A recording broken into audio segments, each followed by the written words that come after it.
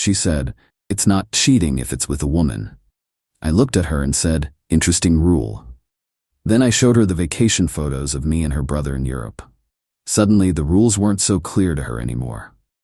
I, 28 male, am currently packing up the last of my stuff while my now ex-girlfriend has a complete meltdown in the parking lot. But let me rewind to last week. Been with Tessa, 26, for 3 years, living together for 1. She works in pharmaceutical sales. I'm a graphic designer. Thought we were solid. Talked about marriage, kids, the whole future package. Last Tuesday, she went to her monthly book club. She'd been going for about 6 months. Always came back a little wine-drunk and giggly. I thought it was cute she had her own thing. Except this time, she forgot her phone at home. It kept buzzing on the kitchen counter. I wasn't snooping. The screen was lighting up with notifications. But when I saw "Can't wait to taste you again tonight" from someone named Reese, I felt my stomach drop. I picked up the phone. Her Face ID didn't work, obviously, but I knew her passcode. She'd given it to me months ago for emergencies. The messages with Reese were explicit, very explicit. Photos I definitely hadn't taken. Videos from angles that made it clear this wasn't just friendly. Going back 4 months. Book club was not about books. I sat there staring at conversations about how electric their connection was, how Tessa had never felt this way with anyone, how she was finally exploring her true self. Then I found the group chat. Book club babes. Except every message was about their girlfriends, their hookups, their awakenings. My girlfriend was having a full-blown affair, and her friends were cheerleading it. I screenshotted everything, sent it to my email, put her phone back exactly where it was. When she came home, glowing and slightly tipsy, I was sitting on the couch. "Hey babe, sorry I'm late. We got really into discussing the themes. What book was it again?" "Oh, that new thriller everyone's talking about." "Me." "Cool. How was Reese?" Her face did this micro-expression thing. Panic, calculation, fake confusion. Who? "Oh, there's no Reese in book club." Interesting, because Reese seems really into the themes too, especially the tasting notes. I showed her my phone with the screenshots. The color drained from her face. Then came the tears. Then came the anger. Then came the excuse I'll never forget. "Tessa, it's not cheating if it's with a woman." "What, Tessa? I'm exploring my sexuality. This is different. It's not like I'm with another man. It doesn't count." "It doesn't count? No, girl-on-girl stuff isn't cheating. Every guy knows that. You should be happy I'm discovering myself." "Happy?" "Yes, most guys would think it's hot. You're being so closed-minded right now. It's just experimentation." I stared at her.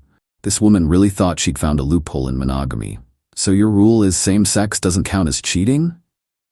"Exactly. See, you get it. I knew you'd understand once you thought about it logically." Interesting rule.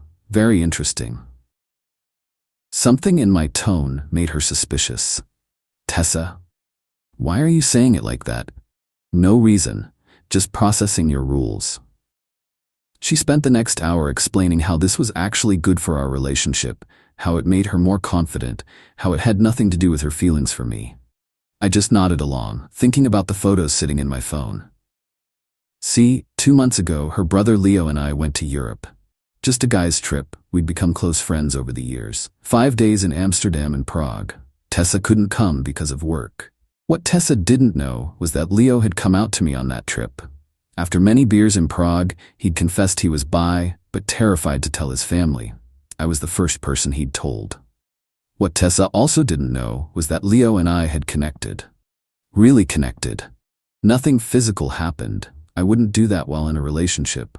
But there were moments, conversations, attention we both acknowledged but didn't act on because I was with his sister. But now there were new rules. Interesting rules. I texted Leo that night. "Hey man, need to talk to you about something. Your sister just informed me that same-sex experimentation doesn't count as cheating in our relationship. Thought you should know the new parameters." His response, "Wait, what?" We had a long conversation. I sent him the screenshots of her messages with Reese. He was furious, not about the sexuality part, but about the cheating and the bizarre logic. "Leo, so she's really saying it doesn't count because it's with a woman? That's her official position. And you're telling me this because I'm about to be single." And I remembered Prague. "Adrian, I'm not suggesting anything, just informing you of the situation. 2 days later, after Tessa had gone to work, acting like everything was normal, I pulled up those Europe photos. The ones where Leo and I were at dinner, looking very cozy. The one where we were laughing on the Charles Bridge at sunset. The selfie from that wine bar where we're definitely sitting closer than typical bros. I made a little album.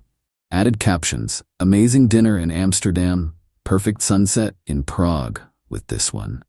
When you find someone who gets you. I waited until she was at her next book club meeting. Then I posted them on Instagram. Tagged Leo, made sure her friends would see them. My phone exploded within minutes. Update 1. The fallout was immediate and spectacular. Tessa came home from book club, aka Reese's apartment, to find me calmly packing boxes in the living room. Tessa, what the hell are those photos? Which ones? The Europe pics? Just sharing memories from an amazing trip. You and Leo look like a couple. So, it's not cheating if it's with the same gender, remember? Your rules. Her face went through so many emotions, I thought she might short-circuit. That's different. Me how? He's my brother. And, you said same-sex doesn't count. Leo's a man. I'm a man. According to your logic, this is just experimentation. You didn't even do anything with him. How do you know? Because Leo isn't even gay. Bi, actually. He came out to me in Prague, surprised he didn't tell you. Oh wait, he was probably worried about your reaction. She called Leo immediately. He didn't answer. She called again, and again. On the 5th call he picked up. I could only hear her side. Did you hook up with my boyfriend? What do you mean, which one? In Prague? I don't care if you're bi. Did you touch him? What do you mean it wouldn't matter according to my rules? She hung up and turned on me, shaking with rage. Tessa, you planned this. Me, planned what? I went on a trip with your brother 2 months ago. You just told me yesterday that same-sex stuff doesn't count. How could I plan around rules you just made up? This is revenge. For what? You said you weren't cheating. What would I need revenge for? The logical pretzel was beautiful to watch. That night, she tried to kick me out. Problem. I'm on the lease. She's not. She moved in with me. I pointed this out. Where am I supposed to go? Reese's place? Your book club seems very accommodating. She stormed out. Came back an hour later because apparently Reese wasn't ready for that level of commitment. Shocking. Thursday morning, she woke up to find I'd separated everything. My dishes in one cabinet, hers in another. My food on one side of the fridge, hers on the other. 2 separate everything. Tessa. What are you doing? Me. Preparing for the transition. You'll need to move out by end of month. You can't just throw me out. I'm giving you 30 days. That's more than legally required for someone not on the lease. Tessa, we need to talk about this. About what? You're in a relationship with Reese. I'm exploring things with Leo. Everyone's happy, right? She lost it. Full screaming meltdown about how I was weaponizing her sexuality and manipulating the situation. I'm literally following your rules. Same sex doesn't count, remember? That's when the entitlement went nuclear. She called her parents. Told them I was kicking her out for discovering her true self. Left out the cheating part. Her mom called me crying about how I was abandoning her daughter during a crucial time of self-discovery. I sent her mom the screenshots of Tessa's messages with Reese. The crying stopped. The call ended with, I'll talk to her. But Tessa wasn't done. Friday, she came home with printouts from legal websites. Tessa, I have tenant rights. You can't evict me without proper notice. Me, you're not a tenant. You're a guest who's overstayed their welcome. I've been here a year. I get mail here. What mail? Everything's in my name. You insisted on it, remember? Said you didn't want to be tied down by bureaucracy. She tried another angle. If you evict me, I'll tell everyone you turned my brother gay. First, that's not how sexuality works. Second, he came out before anything happened. Third, nothing physical has happened. Fourth, you really want to be the person who outs their own brother? She deflated, then reinflated with new audacity. Tessa, fine, but I want compensation. Me, for what? Emotional distress, moving costs, the discrimination I'm facing. Me, you cheated on me for 4 months. It wasn't cheating. The neighbors definitely heard that one. Saturday brought peak entitlement. She presented me with an itemized list of things she wanted. 3 months rent for a new place, $45. Emotional support transition fund, $2,000. Half the value of furniture we bought. I bought everything. A written apology for outing her journey. Leo to stop talking to me. The Europe photos deleted. A statement that nothing happened with Leo. I looked at the list. Looked at her. Looked back at the list. Me, no. Tessa, then I'm not leaving. Okay. I went to my room, locked the door, and called Leo. Me, wanna grab dinner tomorrow? Are you sure that's a good idea? She says same sex doesn't count. Might as well explore what that means. Adrian, I don't want to be revenge. You're not. I've wanted to explore this since Prague. Now I can, according to her rules. We went to dinner Sunday. Nice place. Posted a photo of our meals with trying new things as the caption. Tessa was waiting when I got home. How dare you? How dare I what? Have dinner? With Leo, your rules, Tessa. Your rules. She threw a wine glass. It shattered against the wall. I took a photo of it. That's destruction of property. This is now documented. Final update. The last week has been a masterclass in entitled person self-destruction. After the wine glass incident, I installed a camera in the living room, legal in my own home. Told Tessa it was there for security purposes. She tried to cover it. I uncovered it. This went on for 2 days. Monday, she brought Reese over. Power move, she thought. They sat on my couch, making out aggressively while staring at the camera, like they were proving a point. I was in my room working. Didn't care. But I did text Leo the security footage with, "Your sister seems happy with her choices." Leo responded, "That's literally the couch we picked out together last year. Classy." Tuesday, Tessa tried the nuclear option. She group texted our entire friend circle. Adrian is having an affair with my brother because he can't handle that. I'm exploring my sexuality with women. He's trying to punish me for being bi. This is biphobia and I need your support. The responses were, not what she expected. Friend 1, didn't you cheat on him for 4 months? Friend 2, wait, you said it wasn't cheating because it was with a woman? Friend 3, so is Adrian also not cheating then? Friend 4, I'm confused about the rules here. She tried to clarify in a lengthy follow-up that made things worse. It's different when men do it. Adrian is only doing this for revenge. When I was with Reese, it was about discovery. He's weaponizing my brother's sexuality. Friend 3, but you weaponized your own sexuality to justify cheating? Friend 5, Team Adrian Tabah. Friend 2, these mental gymnastics are Olympic level. Her best friend Natalie finally chimed in. Tessa, honey, you can't have different rules for yourself. That's not how it works. The group chat went silent after that. Wednesday, Leo came over to help me pack Tessa's stuff. She walked in to find us carefully wrapping her things, laughing about something. Tessa, you're really rubbing this in my face? I'm helping my friend move your stuff. You're the one who made this weird. I'm your sister. And you've made it very clear that gender-based exclusions are important to you. She turned to me. How much is he paying you? Me for what? To pretend to be interested in him. This is all fake. Actually, we haven't even kissed yet. We're taking things slow, building on our friendship first. Tessa.exe stopped working. Thursday was eviction day.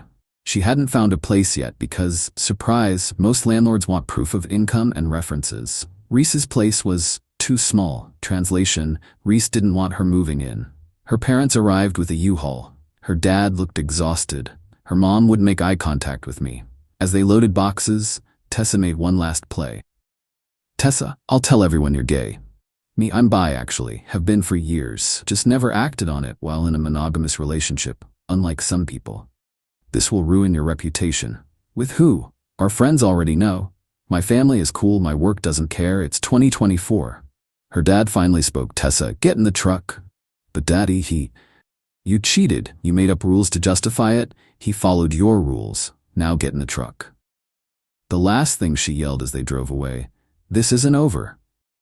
It was, in fact. The aftermath. Tessa living with her parents, posting vague quotes about betrayal on Instagram. Reese distanced herself once Tessa wasn't a secret anymore. Apparently, the thrill was gone when it became real. The book club disbanded after I shared the screenshots with all their partners. Turns out Tessa wasn't the only one using literary discussions as cover. 3 breakups resulted. They tried to blame me. Their partners thanked me. Leo and I are taking things slow. We went on a few dates, but honestly, we're better as friends. The Prague connection was real, but turned out to be more about emotional support than romance. We laugh about how we accidentally gave Tessa exactly what she deserved, though. I kept the apartment, got a cat, started therapy to unpack why I stayed with someone who could justify cheating so easily. Therapist says I handled it better than most, though she doesn't recommend the malicious compliance approach for everyone. Last week, got a text from an unknown number. "Hey, this is Reese. I wanted to apologize for my part in everything.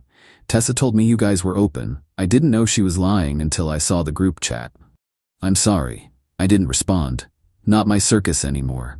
Tessa tried one more time last month, sent a long email about how she's grown from the experience, and ready to have an honest conversation about boundaries. I forwarded it to Leo with his response: "Block her. Also, wanna grab lunch? My new boyfriend wants to meet you." Life's good now. Turns out when someone shows you who they are, someone who'll twist logic into pretzels to avoid accountability, believe them. And sometimes the best response isn't anger or revenge. It's just applying their own rules consistently. She wanted different rules for different genders. She got them, just not the way she expected. P.S. Yes, I kept the screenshots. Yes, I check her Instagram sometimes. She's currently dating a man who has no drama in his bio. The irony is delicious.